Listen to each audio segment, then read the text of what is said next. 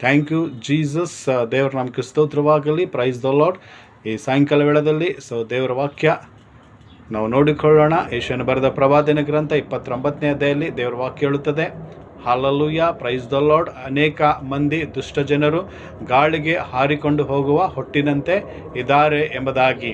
ಹೌದು, ಕರ್ತನಲ್ಲಿ ಪ್ರೀತಿಯ ದೇವರ ಮಕ್ಕಳೇ, ಇವತ್ತು ನೀನು ನಿನ್ನ ಜೀವಿತದಲ್ಲಿ ಆ ಒಂದು ಹೊಟ್ಟಿನಂತೆ ಆಗಿರಬೇಡ. ಯಾಕಂದರೆ ಅನೇಕ ಜನರು ದುಷ್ಟರು ಏನು ಮಾಡ್ತಾರೆ, ಆ ರೀತಿ ಹೊಟ್ಟಿನಂತೆ ಇರ್ತಾರೆ. ಹೊಟ್ಟೇನಾಗುತ್ತೆ, ಗಾಳಿ ಬಂದಾಗ ಅದು ತೋರ್ಕೊಂಡು ಹೋಗುತ್ತೆ, ಅದಕ್ಕೆ ನಿಲ್ಲಕ್ಕಾಗಲ್ಲ.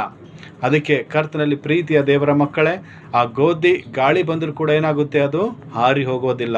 ಆ ಗೋಧಿ ಬಲವಾಗಿ ಆ ಇದ್ದ ಸ್ಥಳದಲ್ಲೇ ಇರುತ್ತೆ. ಆದರೆ ಹೊಟ್ಟೆನಾಗುತ್ತೆ, ಅದು ಗಾಳಿಗೆ ಹಾರಿಕೊಂಡು ಹೋಗುತ್ತೆ. ಅದಕ್ಕೆ ಕರ್ತನಲ್ಲಿ ಪ್ರೀತಿಯ ದೇವರ ಮಕ್ಕಳೇ, ಇವತ್ತು ನೀ ದೇವರಲ್ಲಿ ಇದ್ದುಕೊಂಡು ನೀ ಬಲವಾಗಿದ್ದರೆ ನೀನು ಆ ಗೋಧಿಯಂತೆ ಇದ್ದ ಸ್ಥಳದಲ್ಲಿ ಬಲವಾಗಿರ್ತೀಯ.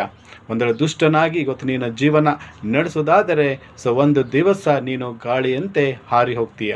ಅದಕ್ಕೆ ಕರ್ತನಲ್ಲಿ ಪ್ರೀತಿಯ ದೇವರ ಮಕ್ಕಳೇ, ಯಾರು ದುಷ್ಟರಂತೆ ನೀವು ಆಗದಂತೆ, ಆ ಹೊಟ್ಟಿನಂತೆ ಹಾರಿ ಹೋಗದಂತೆ ನೀವು ದೇವರಲ್ಲಿ ಇದ್ದುಕೊಂಡು ನೀತಿವಂತರಾಗಿ ಜೀವಿಸ್ರಿ ಎಂಬುದಾಗಿ ಈ ದೇವರ ವಾಕ್ಯದಲ್ಲಿ ನಾವು ನೋಡ್ತೇವೆ. ದೇವರು ಹೀಗಾಗುವಂತೆ ದೇವರು ನಿಮ್ಮನ್ನು ನಿಮ್ಮ ಕುಟುಂಬವನ್ನು ಆಶೀರ್ವಾದ ಮಾಡಲಿ ಎಂಬುದಾಗಿ ನಾನು ದೇವರಲ್ಲಿ ಪ್ರಾರ್ಥಿಸ್ತೇನೆ. 1 second.